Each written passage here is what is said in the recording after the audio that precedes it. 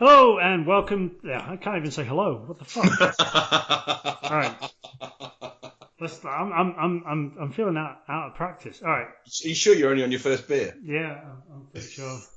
All right. Edit. Yeah. Hello and welcome to episode Funny. 7. Oh, what was that? No, I was trying to join in on the... Right, just go again. Fucking hell.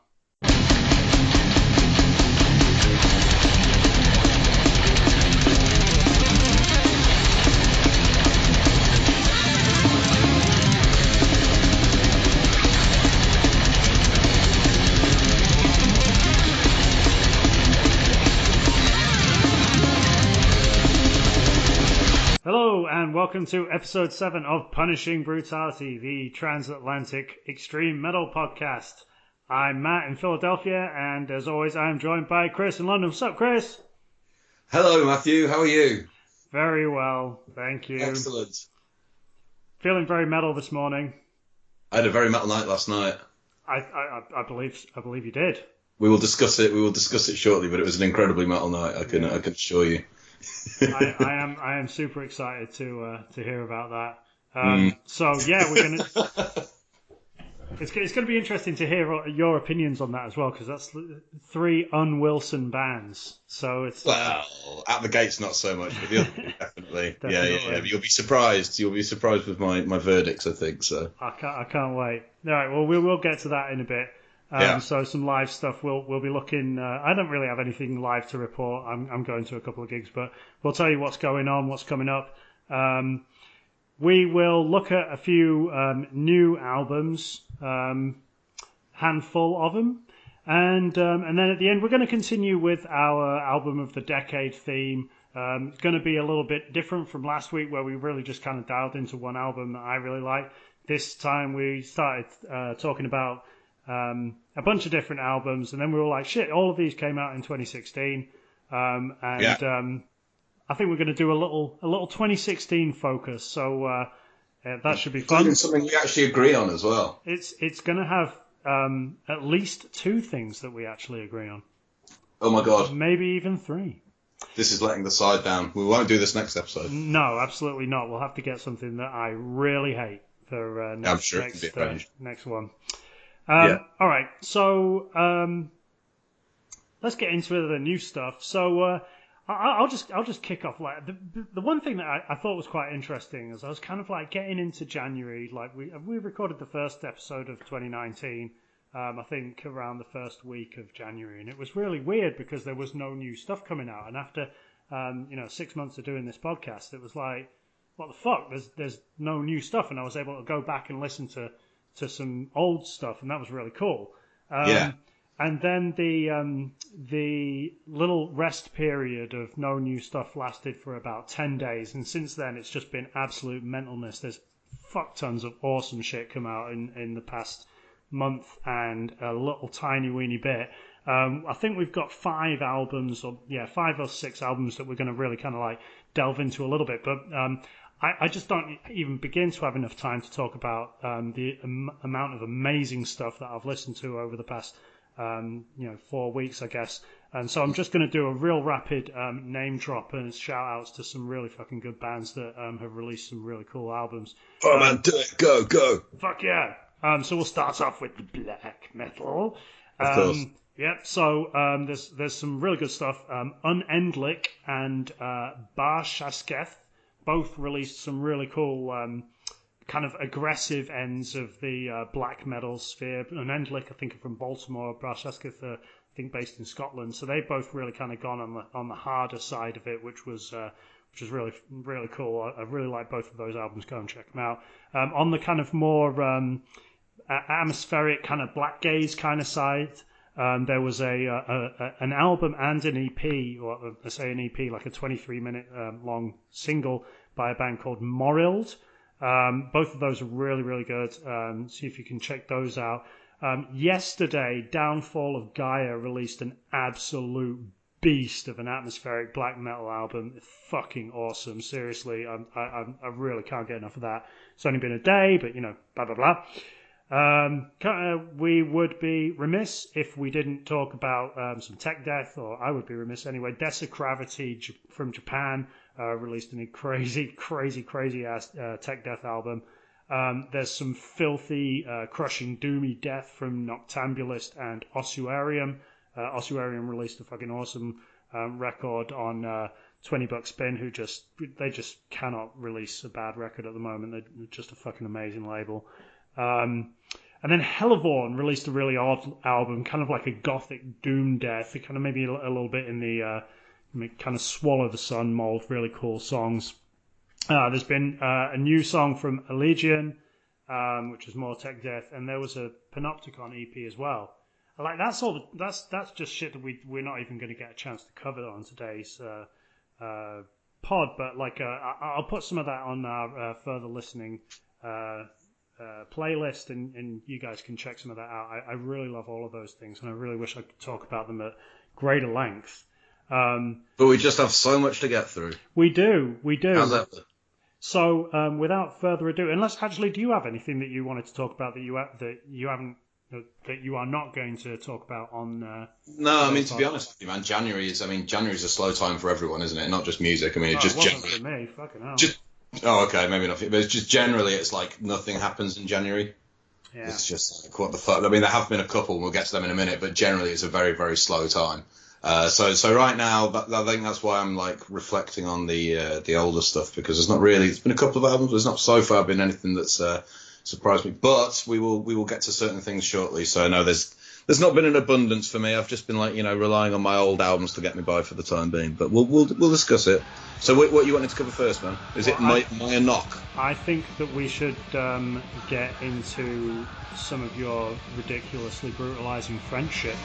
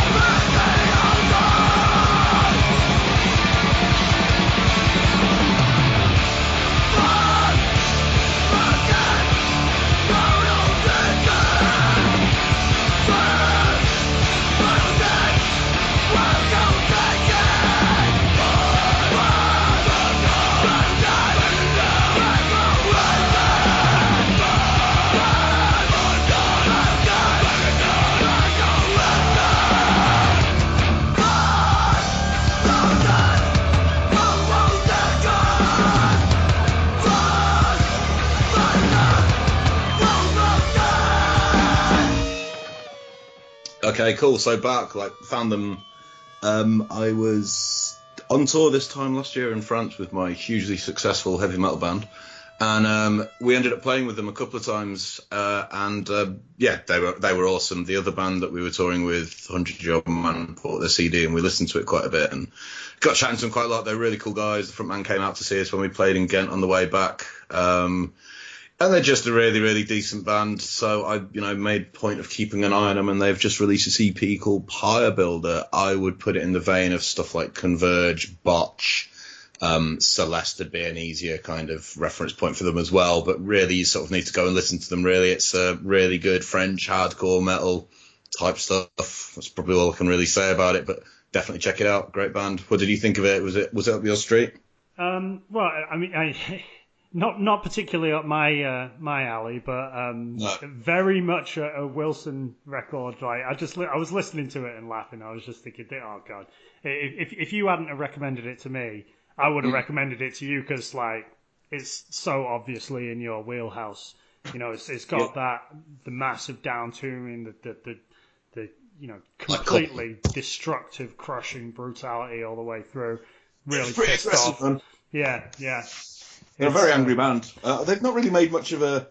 Like, I think they're relatively big in France, but they did get invited over to play at the Underworld a couple of times to support Celeste. So I think they are kind of like bubbling under a little bit. I think they're one of those bands that if they had a little bit of a push, they'd probably do quite well. But sadly, for the time being, they're operating in the kind of the higher end of the local level. But they are a really, really good band. Not to detract from them musically at all, because they're really good. And go and buy it on Bandcamp. I'm always use Spotify and that, which is a bit slack, and I've kind of suddenly decided to put a bit of money into bands such as that so they can continue doing what they're doing. So I would implore everyone to actually go and spend a whole £6 and buying it, or $8 or whatever it is in your world. So fuck yeah, absolutely.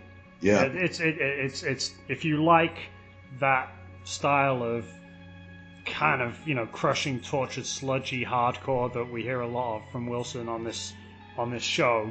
Yeah, it's just the usual Definitely. shit. Yeah, it's the the usual shit that you recommend. I just have like albums and albums and albums of the same old bollocks, and I'm just like, I'll just sling. It certainly seems that way. You find one for every episode at least. You find like 3 or 4 for every episode of yours. Right, who are we covering with you next? All right, let's play some of mine.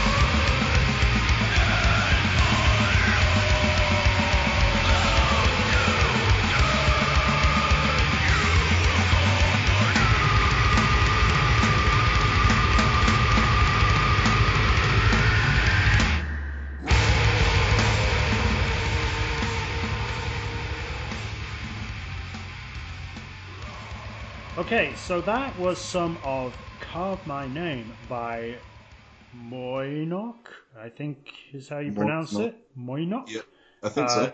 Yeah, Dreaming in a Dead Language is the album name. It came out on the 11th of January. I think it's an independently released debut effort by these fellows. I assume they're fellows. It's rather chauvinist of me, but I assume. Raleigh, North Carolina. Yeah. So I am very pleased. I'm actually holding the record in my hand. It just arrived this morning. So what Wilson was saying about go out and buy shit. Buy. You gotta support these bands, man. Otherwise they'll disappear. They'll disappear, and you'll just be left with whatever the record companies want to throw at you, man. You don't want the corporations taking over, you know. So, yeah. Well, I mean, that's kind of in some ways true. Kind of led. Well, absolutely, but. That attitude in some ways kind of led towards Punishing Brutality, because I was kind of like, at the beginning of last year, I was really thinking, I listen to so much of this music, but I'm kind of like streaming it all for free on YouTube and stuff. Yeah. And I really kind of thought I'm gonna make a really conscious decision here to start buying records. And it's not like I've made money, but like, I've bought quite a few since then. I think the amount of enjoyment that you get out of for like, I don't know, £6 for that Barque, the amount of enjoyment you get out of listening to it versus the amount of effort that they put in to make it and everything. And I know there's something that they do because they enjoy it and what have you, and that's fine. But, is it really all that much to put into it to mean that they can possibly do it again for your benefit? It's kind of, it's not really, it's not much to ask. And your Metallicas and what have you aren't going to miss you not buying their albums, are they? But the smaller bands definitely will. So. Indeed. So yeah, go to a show or buy a record or buy some merch. Help these bands. We love them and we want them to continue what they're doing. Anyway, we were talking about ynoq. So like the opening track, I think it's called Imperial Decay, spelt funny. Like, it makes you think you're going to get into a kind of regular like black metal album, and it's all kind of like blast beats and tremolo picking, and you get those kind of distant howls. And I have to say, the first time I listened to it, like, I just thought, I'm not really that in the mood for this right now, and I didn't listen past the first track, and then I can't remember where I saw it, but I saw somewhere on the internet somebody saying about this ynoq record being full of all these amazing riffs, and I kind of went, really? And it prompted me to go back to it and check it out, and actually, like, the first track is really quite deceiving, because like by the second track you're really kind of listening to something that's far like doomier and more in the death metal area. In fact, it's really kind of going along that more blackened atmospheric death metal that I talk about, going back to our previous conversation, the same shit I talk about every episode of PP. But then it doesn't quite kind of sit there either, and before long you're kind of like galloping off into this like rollicking like solo riff structure. It's really not what you expect, given the way that the song or the albums are, and that kind of sums up the album for me. Like, it really kind of keeps you guessing, but it doesn't at the same time feel like a band that don't know what they want to be. Like they seem like they just have a lot of ideas and they want to do a lot of different things. But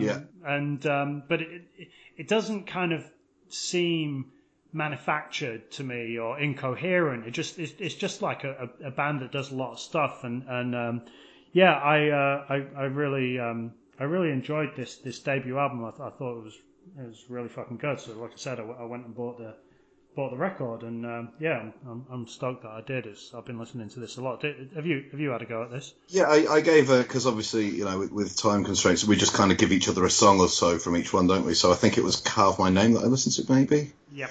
Whichever track it was you sent me. So like at first I thought like it was interesting what you were just saying about there being lots of ideas, because at first I was like, all right, Matt's going like really old like me, and he's like listening to post rock and all this kind of thing, and I was like, okay, it's quite nice and proggy. And then the blast beats come in, and it's still fairly atmospheric, and then an Opeth section kicked in, and I thought, okay, like you were saying, same old shit. No, but it did keep progressing, and like literally about 3.5 minutes in, it became really kind of aggressive, but not in a riff-based way. It was like a sort of a really dirgy version of post-rock, but not, I know Black Gaze just gets thrown around all the time right now. It's just like the buzz term. But it kind of was putting over that similar intensity, but not in a similar way to the way that Black Gaze would do it. And then it just like, I don't know, this whole like discordant sweepy doom came in, and then the end of it was just completely, I just wrote that it just sounded deranged. So it started off one way, and I kind of really felt like a couple of minutes in that I was like, all right, I've heard this before. But literally by the end of it, it really kind of just turned itself around and run through so many different styles, I suppose, within what it was doing within metal or whatever, that it just ended up being really, really interesting. Is the whole album reflective of that, or is that just a particular good song? Well, I think that's probably my favourite song on the album, but it doesn't. But and obviously we're not going to be able to play the whole song, but even playing the whole of that song, is not going to give you a really good idea of what the album sounds like, because there are tracks that are completely, black metal or death metal. But I think if you like black, if you like death, if you like atmospheric, if you like prog, if you like doom, there's going to be kind of something for everybody in this album somewhere. I'm bringing it up because I especially because they're an independent band doing their own thing. It's a debut record. I really want to kind of draw attention to this and get people listening to it, because I think there's something for everybody here. I was quite shocked by how aggressive it became at the end. Like, I mean, it was not in a good way though, but I mean, didn't see it coming. I really did not expect it to reach the level of intensity that track does. Yeah. And after everything else, it really did. And I was like, you know what? There's something like slightly different going on here. Because like we were having a bit of a chat about like oversaturation point with the whole thrash crossover thing and the black gaze thing and what have you, and there is so much of it. But this is like pushing itself off in a slightly different way. But indeed, a very promising debut.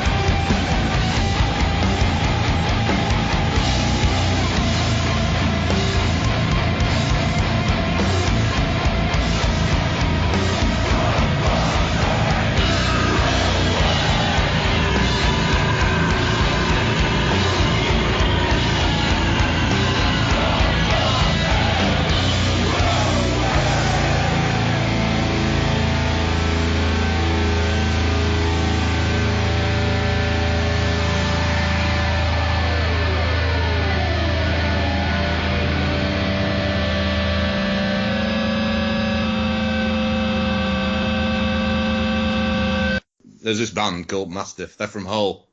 You've been. That's why they're so pissed off. Yeah. Well, no. The first, as soon as I heard them, I thought It must be from Hull. I thought I'd be like that if I came from Hull as well. Yeah. It's just like, you know what it really reminds me of? I don't know if you remember. You remember Mistress? We saw Mistress years ago, didn't we? I can't remember. In Leeds, we went to see Mistress, and we've definitely seen Mistress. Anyway, it reminds me quite a lot of them. It's just really nasty and abrasive. I've read some reviews comparing it to Napalm Death and Neurosis, but I mean, I can see why, but I would say it's more along the lines of Mistress, maybe Cursed. I know I've mentioned Cursed before, but, you know, they're quite a relatively influential band. Maybe Anthropocalypse, maybe Nails, but they're kind of, they do sort of put their own sort of thing in it. It's just really, really stripped back, very primal, very brutal. There's no solos. It's just raging and crushing. It's like, I'm going to throw in something that my mate wanted me to put in, actually. My mate Stu, it's the equivalent of being run over by a fucking Hertz, is what he thought. He was taking the piss. He was taking the piss, going, "Oh, hey, dude, like, Punishing Brutality, man. You hear that track? Because I've been run over by a fucking Hertz." So I was like, right, I'm going to put it in the next one. So now I just have. Anyway, this is a really, really, really, really, really promising album. I heard of them about a year ago. Someone had mentioned them, so I knew of the name, but it was only like all the reviews have been like, you need to go and get this album now if you're interested in heavy music. Everything I've read about them has just couldn't speak any more highly of it.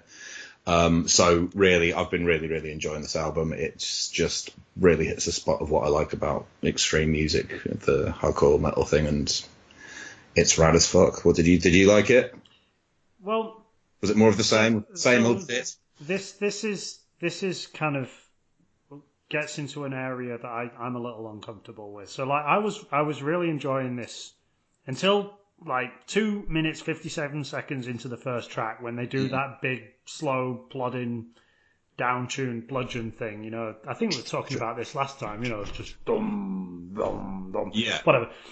Not like that. At that point, like I had the same reaction when LLNN were doing that when we first started the podcast. Yeah. And so it just bothers me. And as soon as I hear that, I skip to the next track. But dude, Gojira do it too, man. They bugger. Anyway, they do. It's but there are, and I did come back to this album and I did listen to it all the way through a couple times. There are some fucking massive riffs on this album. The beginning of Quarantine, it's super slow, but it's just crushing as fuck. It just absolutely devastates. Really, really great, really, really promising extreme metal album. Keep an eye on this band. This album is just awesome, and it's my favourite album of the year, although we have only just got into February, so. Next. Well, actually, before we do get into next, while we're on this little hardcore tip, because Mastiff is most definitely a hardcore band. You think so? Oh, fuck yeah. They're hardcore. Yeah, they're just super, super heavy with it. Now, but while we are talking hardcore, and if anybody thinks I'm wrong, at me. Anyway, hardcore. Judiciary. Fucking, if we talk about hardcore, we have to talk about that Judiciary record, because that is fucking awesome. Who recommended that to us? Someone asked us to talk about it, didn't he? Yeah, that's my buddy, Young James, over in Iowa. Hello, Young James in Iowa. He will be delighted. He loves attention. Yes. Judiciary. I'm not going to say a huge amount about that, but fucking hell, what an awesome hardcore record. Very much in that kind of. We've talked a bit about crossover, and if Power Trip are at the metallic end, like the thrash end. Yeah, the 80s throwback. Yeah, then Judiciary are at the hardcore end of it. The vocalists actually sound very, very similar. But this is definitely much more in the hardcore vein. But it's really fucking just So it really reminds me of kind of like the early 90s. I think I was thinking if Power Trip are the throwback, then kind of like they're almost like the 90s hardcore metal type thing. But it was just really just a lot of fun. I don't really go for that kind of hardcore, that specific kind of hardcore anymore. It's just a lot of fun. I would love to see it live. Yeah, I reckon it'd be absolutely amazing. And it goes by really, really quickly. It's got so many amazing, catchy riffs, and it's just really, really well done. I'd never even heard of them before your mate pointed them out to us, but very, very solid recommendation there from Young James of Iowa. So he is the authority on hardcore, we'll have to employ services more often, isn't it? Indeed, yeah, that's a really fucking fun album. I don't listen to hardcore very much these days, despite being very into it in my youth, but really, really enjoyed that album. All right, I'm going to play something else now. Here we go.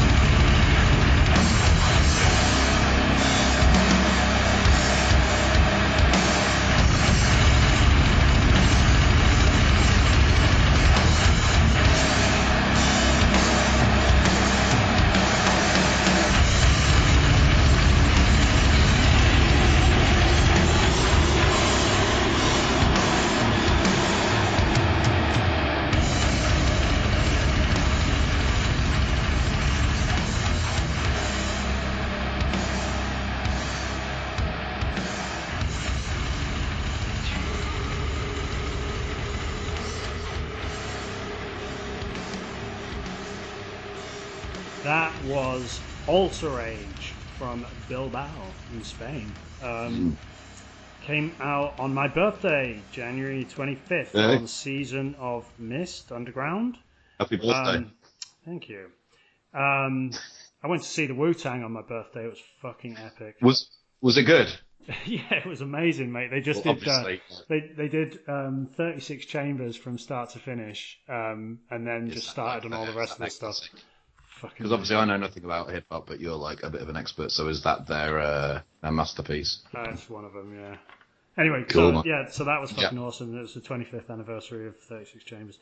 Anyway, so this album by Altarage is called The Approaching Roar, and it's an incredibly apt title.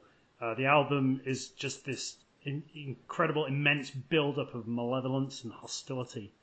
It, for me, evokes a really deep sense of foreboding of an impending doom. Well, we all like impending doom. Yeah, like I don't know if it's like subliminal from the name, The Approaching Roar, but for me there was like this real kind of sense of like imminence about the album. There's something really bad about to happen.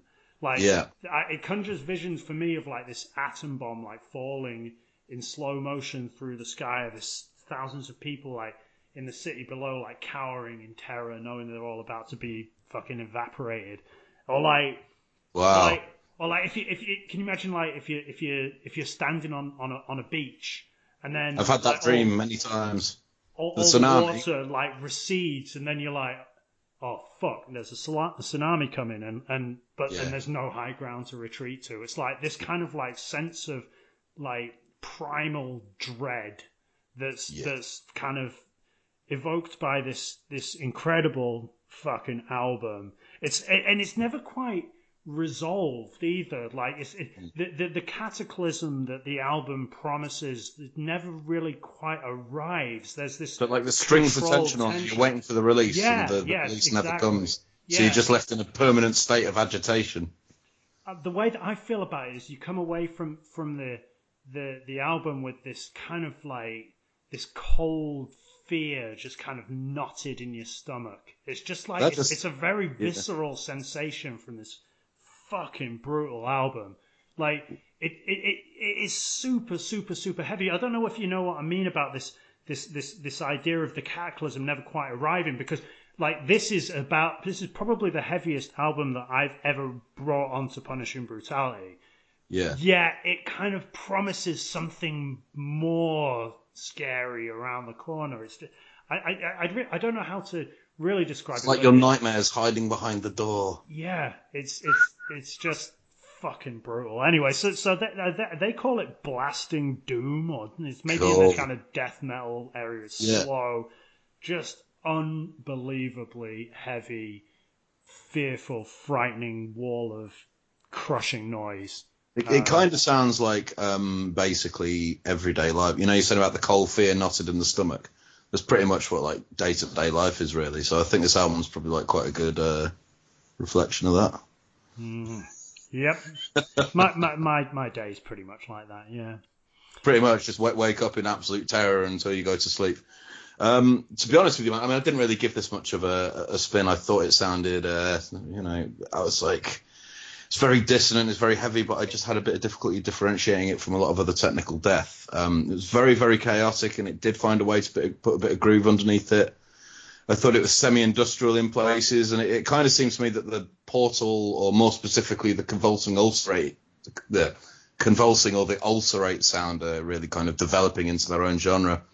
And maybe they're the latest that, but I didn't really get into it. I'd need to give it a bit more of a listen, I think. I just kind of thought it's very similar to a lot of other things, was my personal view on it. So it's quite similar. I think the convulsing and also that Embra record that we talked about on the previous episode, quite similar to that in some ways, but I think it's far heavier than either of those, and really just a completely devastating album.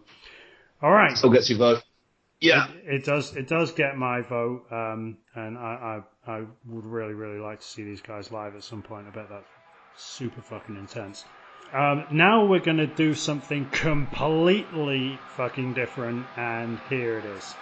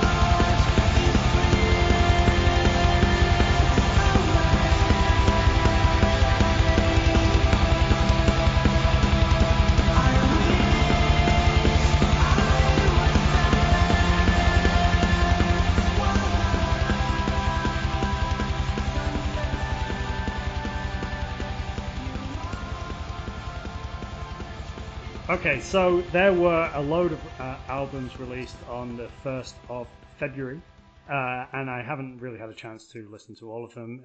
There's been a huge amount of stuff out, but one that immediately just grabbed me and I've had basically on repeat ever since is this self-titled sophomore album from Astronoid out of Groveland, Massachusetts, on Blood Music.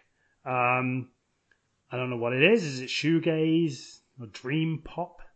I don't know. It's got these furious like double kick drums just like blasting it along at like a million miles an hour. Like perhaps the beautiful "I Wish I Was There While the Sun Set" is a good example of that. Oh. It has these Dawson's Creek moments. Yeah, it does. It has these heavenly gazy vocals. Yeah, and these ethereal synths.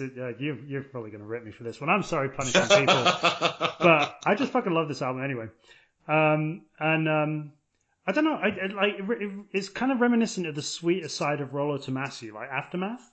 Maybe the lighter bits of Flood of Light, but it never has that kind of like scatological, like brutal side. Yeah. And then there's a kind of D-beat drumming in a lot of the places that gives it almost like a kind of like pop punk kind of feel to it because of those high pitched, clean vocals.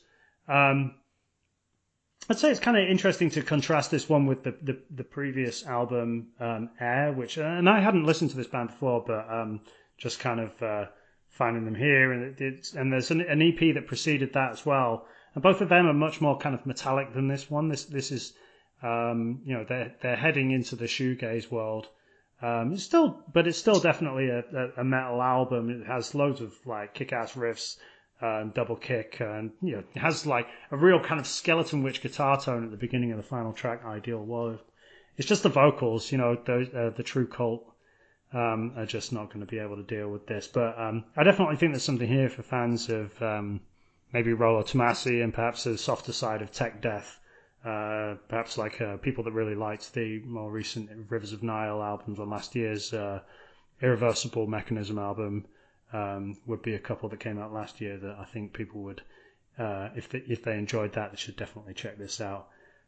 This is not for you, is it, Wilson? It's a bit saccharine, I should think. Like I'd heard some of the other stuff, and I think like I know I have one of their songs on a playlist somewhere, and it comes on, and I'm like, oh, this is quite cool, and I'll go and check it out. But the vocals really, really put me off, and I couldn't understand why. And then like our mate Fathead basically sent a thing through in a WhatsApp group saying, if any of you want to know what it would sound like if the singer of Blink-182 was in Death Heaven, go and check out Astronoid.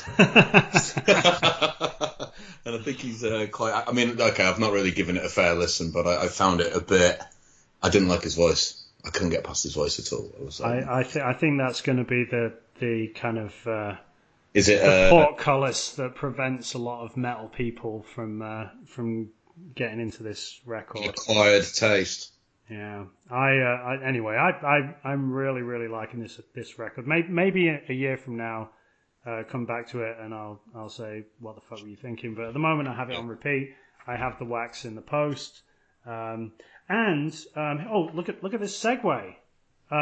They are playing. In fact, they're touring with Tesseract and headliners Between the Buried and Me. And they're going to be playing in Wilmington, Delaware, just down the road from me, on the 12th of February, which is next Tuesday. Yeah. I don't know if I'm going to go. Maybe I'll go. I don't know. Anyway, but that's the beginning of the tour. So, US folks, if you like Between the Buried and Me, I'm sure you'll be going along to that. And I hope you get there early and see these guys. They're kicking things off. And let us know what you think. With that, I think we'll kind of segue into the live stuff. What's going on in the UK?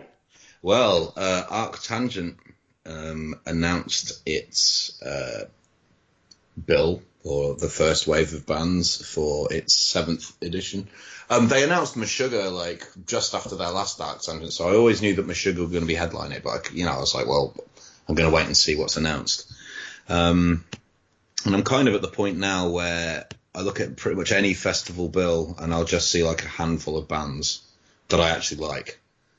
It's kind of, and the same applies for Arctangent. Like last year, I think there was about 2 bands I really urgently wanted to see. But the year before I went there, and there's quite a few, and I actually got to see Converge playing a Hurricane there, which That's was pretty metal. It was very metal, actually. Like literally, we got there much too early, so we thought we might as well just stay here. We were right in the tent. And then when they came on, a hurricane actually started up outside, and like just literally the rain was horizontal. It was going all over the band, obviously all over the audience, and they were kind of like really aggressive, violent gusts of wind just kind of exploding inside. I mean, it was just it couldn't have been any better a setting to see Converge. Probably the most extreme environment I've ever fucking witnessed any gig in. But yeah, with this festival, it could go either way. Like last year, Glassjaw and Shellac headlined, and I wasn't, that's not really, I wouldn't go out of my way to watch that. A lot of it tends to be much more art rock stuff, but this year they've managed to mix it up quite a bit, and so far they have Meshuggah, as I said. So check this: Meshuggah, Cult of Luna, Daughters, Caspian, 65 Days of Static, Zealanada, Frontiera, and Carbomb are the bands that have been announced so far, which is pretty solid. I'm also hoping for Amen Ra as well, but I mean that's like wishful thinking. But so far there's like a good sort of 10 or 11 bands overall that I really want to see, which is quite a high rate. And to celebrate, I think we're going to play a segment from Demiurge by Meshuggah from their album Colosse.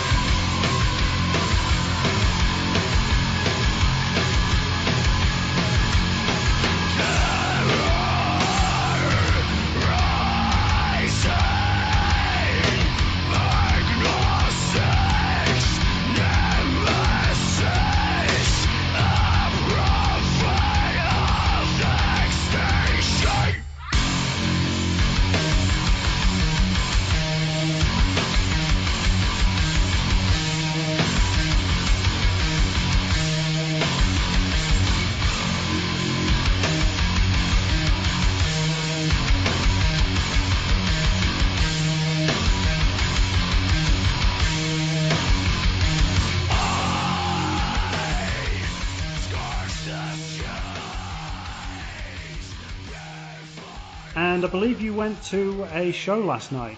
Oh, yeah. I did. I went to see Behemoth at the Gates and Wolves in the Throne Room. The Wolves in the Throne Room. Kick ass. Yeah. So, Wolves in the Throne Room, I have heard songs before that I thought were quite good, but overall when I'd listened to them, I never really got into them. But I was actually quite impressed with them last night, I have to admit. They were a bit of a surprise of the evening. Well, I mean, Behemoth were also a surprise of the evening for different reasons that I'll come to in a bit. No, I really enjoyed their set, actually, so I definitely thought to myself, I need to give this band a little bit more of a chance now. So if you have any recommendations for Wolves in the Throne Room, throw them my way, because I'm all ears now after last night. I'm semi-converted, so... And you're a relatively recent convert to the world of At the Gates as well, aren't you?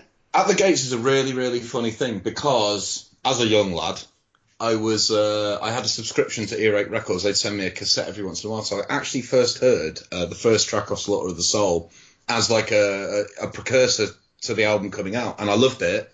But being what it was, like, you couldn't get it in record shops where I lived. You know, you didn't have the internet. There wasn't in any of the record shops. No one I knew had it. So it was an album that just completely passed me by. Although I have liked The Haunted pretty much since their inception. But At the Gates, I only really started like becoming familiar with about 6 years ago. So I'm kind of like, I'm not completely ignorant of At the Gates, but they were just never a band that I hugely got into. I think I would have done. I think if I'd have got that album back in like 95 when it came out, I think I would have absolutely loved it. But it's kind of coming back to these classic albums when you weren't familiar with them in the first place. I missed the boat. But they were brilliant last night. I thought I was really impressed with it. I was listening to Slaughter of the Soul today, actually, as a result. And, I do like them. They're just not one of my, my favourite bands. But I do think they're really good. And they were great. I mean, they had a really cool, interesting light show that they kind of had this weird effect that made it look like they were being sort of surrounded by stalks from a tree. It's this weird lighting thing effect they had. And it just led itself to this really kind of creeping atmosphere. And it was just, I mean, they were so tight and it was so well played. I missed the first 3 tracks because I was waiting in the bar and I could hear them playing. I thought the first song started and I thought, I'll be all right. And they started playing Slaughter of the Soul itself, the title track. And I want to be watching this song, and some dickhead in front of me is buying Jaeger bombs and pissing about with his card, and I can hear At the Gates playing this song. This is really pissing me off. But all things considered, they were brilliant. I rated them really highly.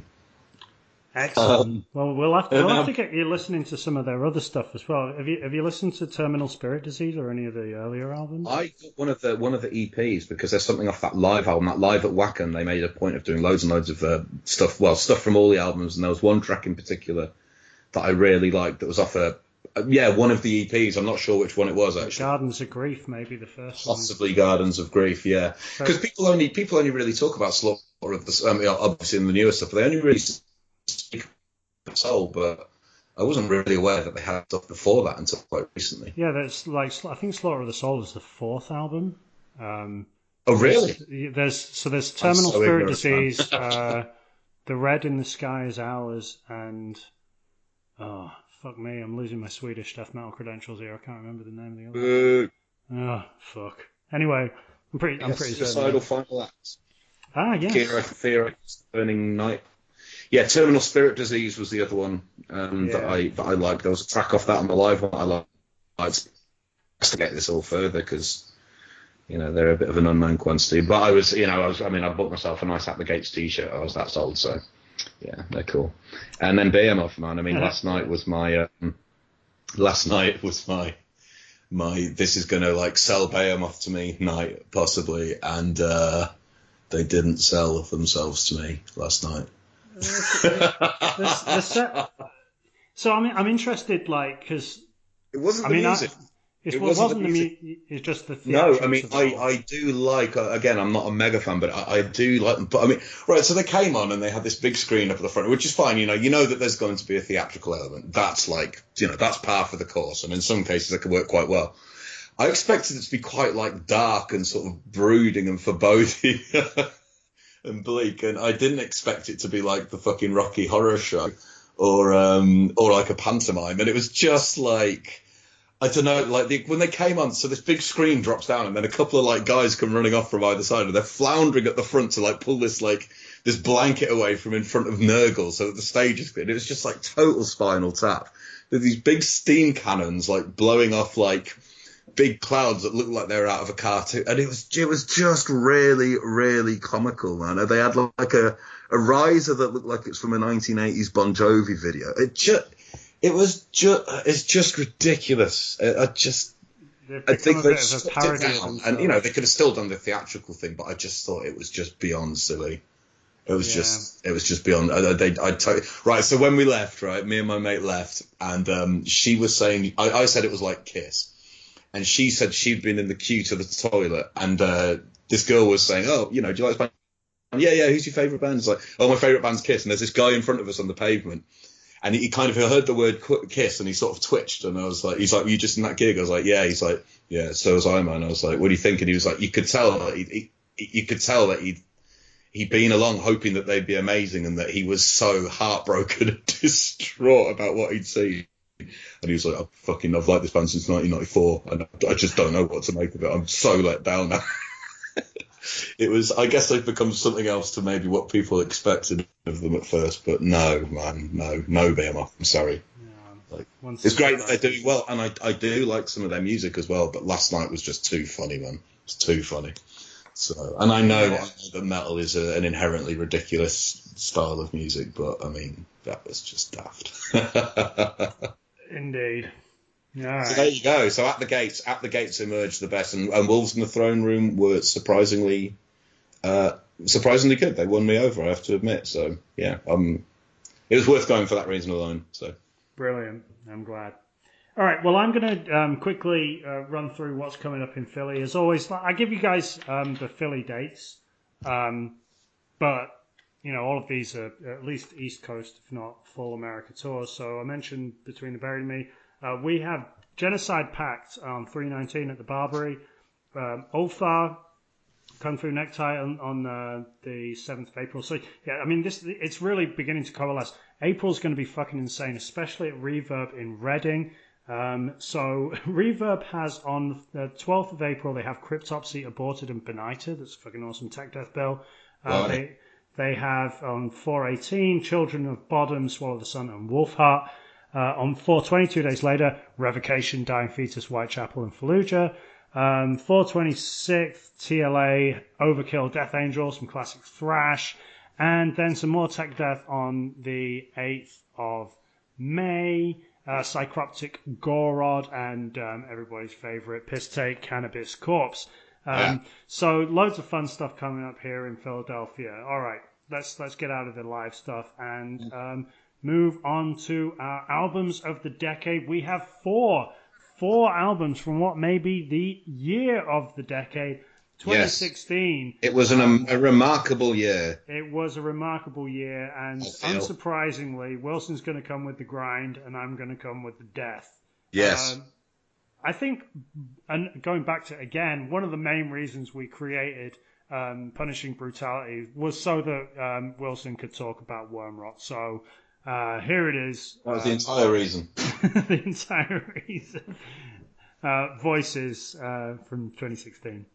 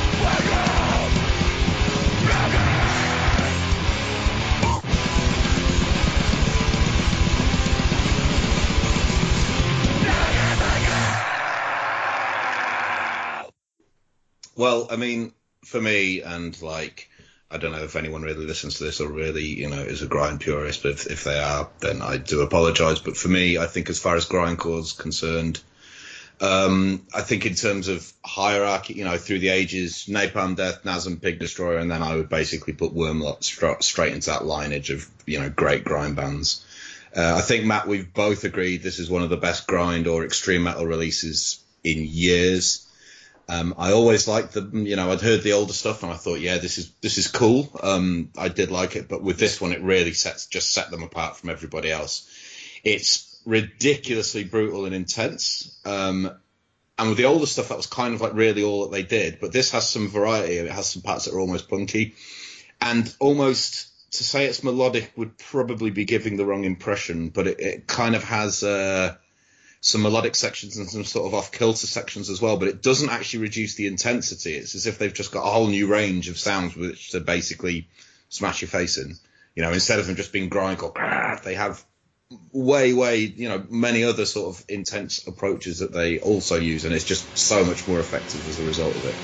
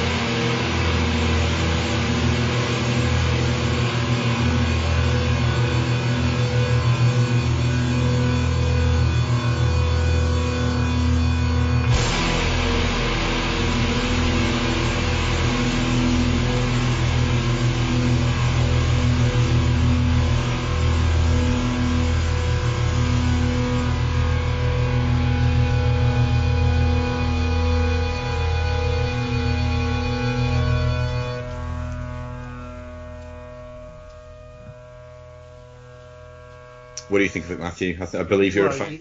I'm a huge fan. I have right here the record. I haven't got a little signed little poster inside. It's very nice. So this is my favourite grindcore album ever. I mean, it is a beast. It's fucking amazing. I just absolutely love it. And like I'm not a massive grindcore guy, but like this album just touches my buttons or whatever you want to call it. It's just that good at what it does that it can kind of step over the mark. I think like all good albums of any metal genre, and we love to pigeonhole stuff, but all of the really great albums transcend their pigeonhole in some kind of way. And I completely agree with what you were saying about this one does do a lot of things that are very different. I think there's a tone and feel to this album. Like with with grindcore, there's a tendency or a temptation to just try and be as frenzied as possible all the time. But Wormrot managed to retain the aggressiveness and the speed and the ferocity of the music, but they have these beautiful, beautiful is not the word, but they have these incredibly mournful and melancholy moments as well. So it's still raging, but it's really sad too. You got that really haunting intro to Oblivious Mess, and then it just goes into this absolute breakdown of devastation. And then another track maybe Compassion is Dead. It's a really sad track, even though it's completely bonkers. It's really melancholy, and I think that's what we have. Or for me, that's what Wormrot bring that separates them from other modern grindcore bands. They just have that kind of emotional content that they bring something other than just raw fury. But it has that too. Yes. Oh, fuck and it's the offsetting of those other sections that when you were saying about Altarage how it never quite resolves itself, but with Wormrot they have these other, I guess, the mournful sections. And that means that when it all comes together and it releases, it's just so much more effective because you've kind of approached these other kind of styles and these other sort of feels. And then when it really unleashes, it's just so much more effective as a result of it.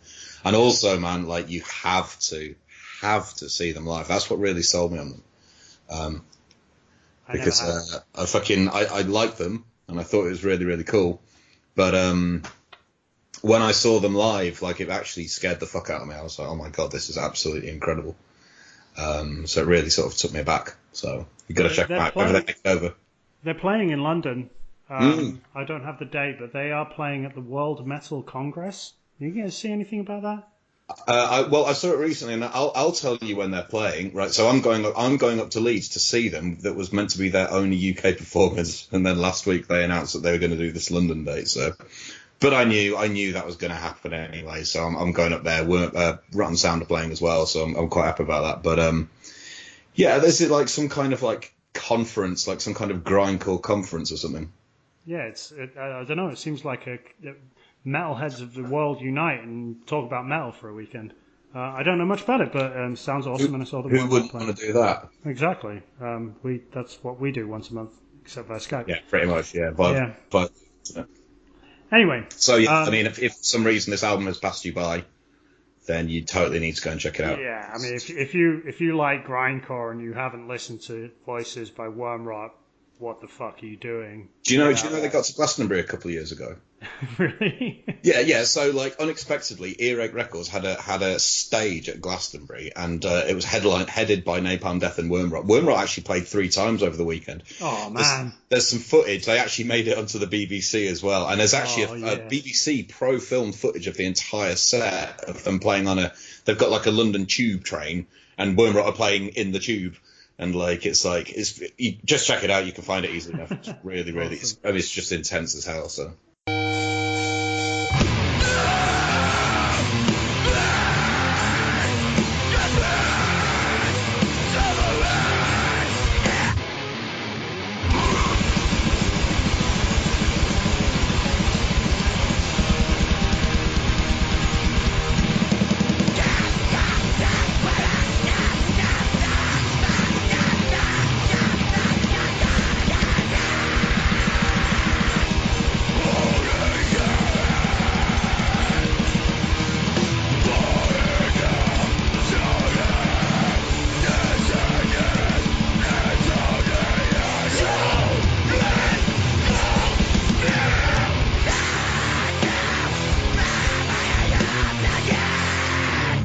Yeah.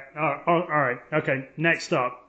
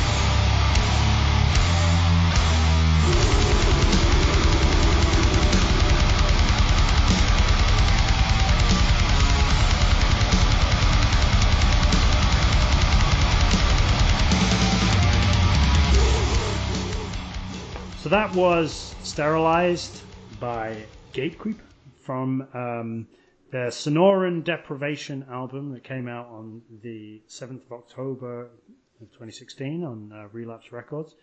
They are from Arizona. Straight from the first note, just massive, devastating riffs. The track we just played is the second track. We're getting into a more hardcore orientated groove, delivering these massive throwdowns that I think kind of like belie the assumption that the guitar tone gives you, like that this is just going to be another HM2 like Sweden worship album. Yeah. Like from the very like this just grabbed me from the very first note. Like I was just like, fuck yeah, this is so fucking just heavy. Yeah. And just brutal, and I just fucking loved it, and I love the tone, and it's right in my wheelhouse. But despite that HM2 guitar tone, I don't really think this record really kind of sits that comfortably in that very, very crowded HM2 homage section of the death metal sphere. There's a lot about. There's too much of that about it. It could be argued, though I love it all anyway. But I think it's really more of a hardcore hybrid. So like a perfect example would be the track Rotting as One. Which opens with this earth-shattering hardcore riff that would, I guess it would really kind of sound at home on a Hatebreed record. But then it kind of alternates between that and then something that would sound very much more like it comes from like an Entombed album. So like they kind of like mix and match, and they don't quite just do that, I want to sound like Dismember, or I want to sound like Entombed. That we have a lot of bands doing that. And they just get into these fucking grooves like this, and there's no fucking about either. There's no like solos or anything namby-pamby like that. It's just I'm gonna play these massive fucking hardcore riffs. I've got to give a massive shout out to Chase Mason for his fucking ridiculous vocals on this album, and what an amazing frontman he is as well. Like he's so. You seen him? Oh yeah, he's way funny. Live, he just looks completely like wild-eyed and like evil and fuck. Like he's not like that in real life, but he's just funny live. He's an absolute beast. He's a huge stage presence. I also want to give a shout out to Adam Burke because like he did the cover art, and the cover art is fucking awesome. It's like kind of. I'm actually going to be in the Sonoran Desert in a couple of weeks. Lucky for me. You're going to do some rituals when you're out there. I'm going to listen to some Gatecreper and summon the devil in the desert. Yeah. But the album cover really kind of does that. It's like the desert with like this fucking like crazy ass like sunset going on, but all the clouds are like kind of skulls and shit. It's fucking kick ass. Anyway, it's amazing. Now. You're not very keen on Gatecreper, are you, Wilson? And I've never quite understood why. I just couldn't really get into it. I don't know what it is. There was just something about it that just didn't really sit right with me. I tried because it got so many amazing reviews and so many people like it, and whose opinions, like people who I know, opinions I respect, were saying you got to listen to this album, but it just didn't wash with me for some reason. I don't know. I just don't get it because the hardcore influences have like a major bearing on pretty much everything that you bring to PB. This is very true, yeah. And this is a very heavily hardcore influenced album in the death metal area. I just wonder if you kind of. There's just some bands that like that you should like, and for whatever reason you just don't. And they're one of them. Everything's in place that should like make sense for what I like about heavy music, but it just doesn't. It doesn't do it for me, man. Very weird. Maybe you need to go and see them live and just be punished by that fucking devastating guitar tone and those crunchy riffs. And, that could be my life mission to get into Gatecreper. I think they might have they've probably got an album this year, haven't they, Gatecreper?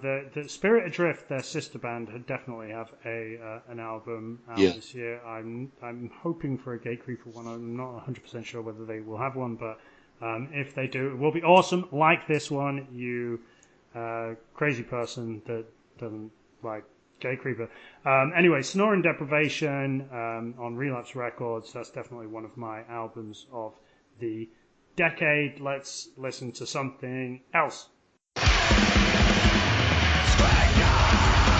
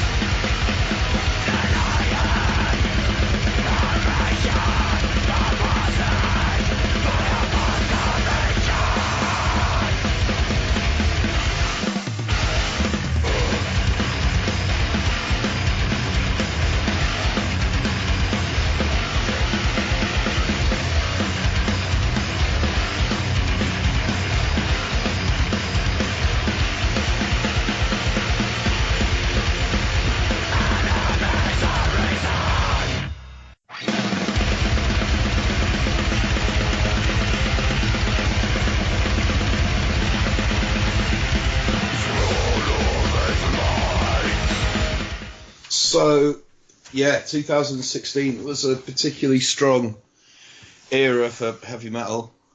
And one of the surprise releases was an album by Gadget called The Great Destroyer. They're pretty much the unsung heroes of like the Swedish grind scene. They, I think they're not like a professional band. They do it when they can. I mean, there was 10 years between this album and the one before, so they're not obviously a full ongoing concern. But in terms of quality, it steps up there with anybody else that they have. Any other bands that you care to mention that are good within that movement. Napalm Death are massive fans of them. Both Shane Embry and Barney Greenway are on this album. It's just really awesome grindcore, ferocious, but with a lot of different detours and varieties to keep it interesting. You'd be forgiven for comparing them to Nasm or Rotten Sound, but I think they really hold their own against these bands. So after the Funeral March, their previous album, which if I was honest, I didn't think was all that great, I was really, really surprised by this. I heard a couple of precursor tracks and I thought, this sounds cool. But this, you've got your classic sort of blast beat orientated songs. There's some D-beat and crust type songs, such as Enemies of Reason. And then you have some really sludgy sections, such as that at the start of From Graduation to Devastation and In the Name of Suffering. And then there are like discordant kind of lead sections that were almost sort of trad metal with like harmonized leads, and that you also hear that again in I Don't Need You Dead and Gone. And strange it is to say, it's a really varied and interesting grindcore album, and I think they're making something at the moment. I think they're in the process of making new albums, so I had to recommend this as one of the albums that I thought you should listen to that you would like, and I believe you did. I did. I really like this album. I like everything from Sweden. Yeah, of course. Yeah. But the thing that I have with this album is that it's very difficult for me to kind of really pick out like particular tracks that I really, really love. Yeah. Because it's also amazing. Well, I mean, it's you pointed to the variety, and I don't kind of see that quite as much. I just kind of like put it on, and I'm like, yeah, this is like some really fucking awesome grindcore, and I really, really love the guitar tone. There's a real kind of like it feels Swedish, even though it's not. There's no mistake. Death metal, and it does have like it has some really kind of deathy bits in it as well. Like you mentioned that. I Don't Need You Dead and Gone. Like there's that like slow down that's like heavy as fuck. So, like that's quite deathy. It just has these wonderful little bits in it. Yeah. And overall the tone and feel and just general atmosphere of the album is just really just like, there's nothing that I can point to that I didn't like.